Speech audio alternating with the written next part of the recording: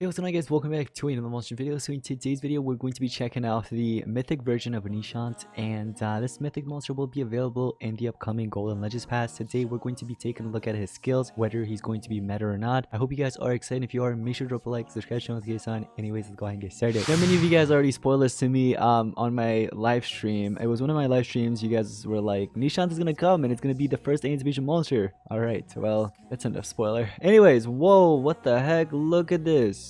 Are you kidding me? Dude, what is this? I'm not reading this. No, I mean, I normally just stop reading lores or background stories of like monsters like a few months ago. But if you guys want to go ahead and, you know, pause this and read it for yourself, go ahead and do it. But anyways, we're going to get into the analysis straight away because I know time is precious for everybody.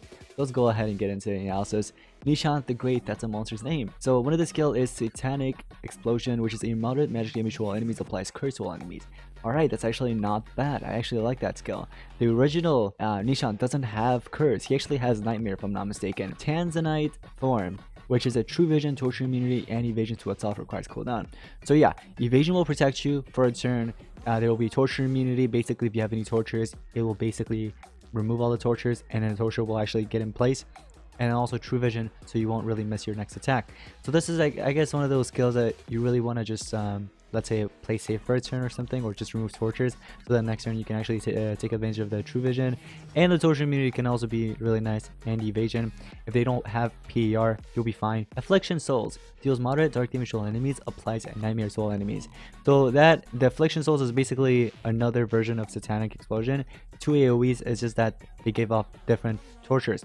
So one of them is actually a curse, the other one's a nightmare. And then last but not least, we have Great Supremacy, which is basically a heavy magic damage to all enemies, applies dark weakness and magic weakness to all enemies. So after you deal damage to everybody, that's when you apply dark weakness and magic weakness. So I would say maybe start off with that, unless you want to go with a single attack. I'm sure he has one. We're going to go ahead and check it out in just a second. But take a look at the traits here. So we have evolving trait, rank 0, straight away you have access to anticipation. Really nice. So I've got to say, in for example the Grandmaster duels, it's going to be a bit difficult, you know, using that one monster, the magic monster, I should say, the Naya one, right, the Tails one. It'd be a bit difficult because you have to trade table this one, because there's no Megaton right now. There really isn't, except of course the Hard Nut Gorilla. But Hard Nut Gorilla, you have to apply that, of course. So what you can do is maybe run Nerida with, you know, Amanea, and you can continue running them, because you could just trade the table, or if there's no anticipation, you could just turn transfer and then Naya could just basically finish them all off. You could probably do something like that. But yeah, just different combos, you know, you can run here and there, play around with. We're just gonna have to see once this monster is out, see how it actually impacts the game. So take a look at this. We have magic and also dark, two elements. That's really good, I've got to say. It's in the Wing book and also Spirit, same book as Spectra. Yep.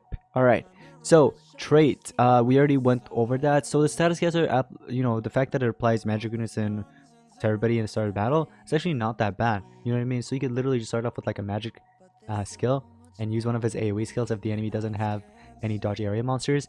You can actually do quite a lot. And if there's a Megaton, that Megaton's going to take 3 times the damage, and magic weakness already applied, you can deal a lot of damage. It's actually not that bad. Take a look at the power. We have 25,792, and the reason why I wanted to go with the power first is because it's really important, you know what I mean? The monster is an attacker, so power really matters. Here we have 25,792. So the original power is 10,912 at level 100, and the Vrak Striker or something like that, that's his name, the Bounty on exclusive, when I reviewed him, since he has a highest power, this monster actually has slightly lower power than him. But hey, I really like the fact that he has anticipation. That's really good, I've got to say. And the fact that it comes with tough and this magic weakness to everybody, it's actually not that bad. So this monster is actually pretty powerful, even with the 10,912, but he's not stronger than the Bounty on exclusive. But anyways, relics, you have sword and mask. Sword is actually pretty good for an attacker. You can give off literally like a virus sword or something like that. Play around with like laser beam sword, whatever you want. Go with it. Mask, you can do like Tetumen's mask, Trovan's mask. There's so many masks to actually play around with, but I recommend going in with something like Tetumen's mask, so you can basically regenerate stamina. And you can even do the other mask from the battle pass, right? So there are many swords to run, and also masks. So let's take a look at the basic attacks. Moderate dark damage to one enemy applies Nightmare to one enemy. That's a 0 cooldown, 40 damage, spammable, and it's dark element. Now you also have New Face, which is a AoE magic damage. It's low as well. Stamina leak, 0 cooldown, spammable. Alright, Magic Cut deals very heavy magic damage to one enemy, applies curse and nightmare to one enemy. I've got to say, many players are definitely going to run either Magic Cuts or the Great General. One of the two. So the Magic Cut's actually 60 damage. That's really, really good. And the fact that it comes with 2 torches, dude, that's actually really, really good. I wasn't expecting that from him. We also have this other skill, which is Precision, and removes all torches from itself. Spammable, of course. You just need the 30 stamina. I've got to say, this is actually not that bad. This attacker is really good. This attacker is really, really good, guys. You definitely want to get this guy, and you definitely want to max out if possible. So he hits pretty heavy, I've got to say. And the ultimate, Demonic Invocation. It's a very heavy magic damage to all enemies, applies curse and nightmares and possession to all enemies. 2 torches and a denial skill coming in with the ultimate. Really, really good, I've got to say. So in terms of skill, what do you really want to run? In my personal opinion, I think you should run these 3 that are listed here, except I need you to basically swap the Tanzanite form, which is the True Vision, Torture, Immunity, and Evasion.